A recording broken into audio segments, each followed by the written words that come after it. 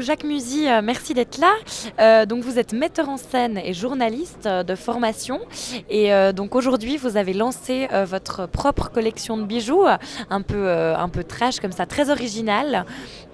Comment vous est venue l'idée de cette nouvelle entreprise?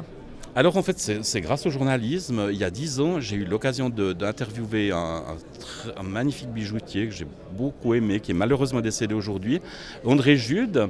Et quand je suis allé le trouver pour l'interviewer, donc en tant que journaliste, je lui ai dit, ah moi, vous savez André, ça faisait longtemps que je collectionnais les pierres précieuses, des belles pierres. Je lui ai dit, moi, si j'avais 15 ans, c'est le métier que je faisais. Il me dit, ah, tu viens quand tu veux, je t'apprends le métier. Et puis pendant passé 12 ans, je suis allé à tous mes moments perdus, des fois en vacances, tous les samedis en tout cas. Puis il m'a un peu appris le métier, il m'a vraiment... et puis il y a une année, je me disais, bon, le journalisme c'est bien, et puis j'ai toujours eu cette envie de bijoux. Puis j'ai eu cette idée de faire ces Jack Tube, ces bijoux avec ces pierres qu'on peut montrer ou non. Ça a pris racine quand cette idée? Depuis combien de temps vous faites ça? Il y a l'idée de Jack Tube, c'était au mois de juillet l'année passée, il y a une année, un peu plus d'une année. J'étais chez des amis en Grèce qui sont aussi bijoutiers. Puis j'étais là, puis j'étais avec un tube comme ça. Je me disais, mais ça serait bien de faire une bague et tout. Puis je me disais, ce qui serait bien, c'est de pouvoir garder le capuchon, qu'on puisse dévisser et puis qu'on puisse cacher la pierre. C'est comme ça, c'est parti comme ça en fait. C'est vraiment une idée qui m'est tombée. Je sais pas, c'est ce petit tube, ce déchet de petit tube usagé qui m'a soufflé à l'oreille, il me dit mais je peux être très beau, c'est ça, la citrouille qui se transforme en carrosse. C'est parti comme ça quoi. Au niveau de vos difficultés, depuis le début de l'entreprise, vous rencontrez des difficultés particulières ou? Bon, les difficultés, alors c'est déjà se faire connaître. Bon, j'ai eu de la chance, j'ai quand même déjà eu deux beaux papiers, un dans le féminin, un dans l'illustré. C'est de prendre de l'ampleur, c'est clair quoi. Je pense que le bouche à oreille, peu à peu, parce que touchons du bois, je crois que ça plaît.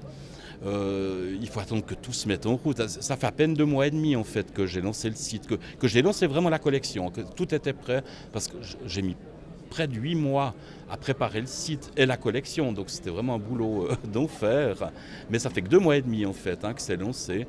Là, je trouve que je suis déjà quand même pas mal content parce que j'ai quand même déjà vendu à peu près une quarantaine de bagues en 2 mois et demi, plus ce que je vous ai dit. Donc il y a une galerie à Berlin qui m'a pris, une galerie qui s'appelle Berlin Avant-Garde, et une galerie à Gstaad aussi, et 2 boutiques, une à Genève et une à Nyon.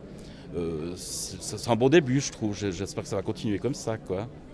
Pour une entreprise toute récente comme ça, qu'est-ce que vous venez chercher ici aujourd'hui au Carrefour des créateurs? Alors bon, des conseils de gens, ben voilà, si je prends Ramon Cortez, Yams.ch, Manaperle, Couleur Prod, ça fait quand même quelques années qu'il fait ça. Ces conférences qui sont passionnantes.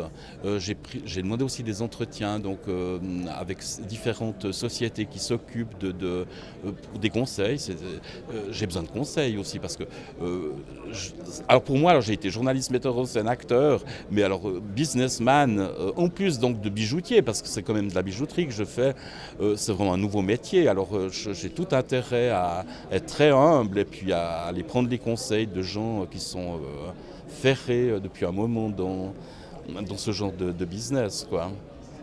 D'accord, ben merci beaucoup en tout cas. Merci à vous.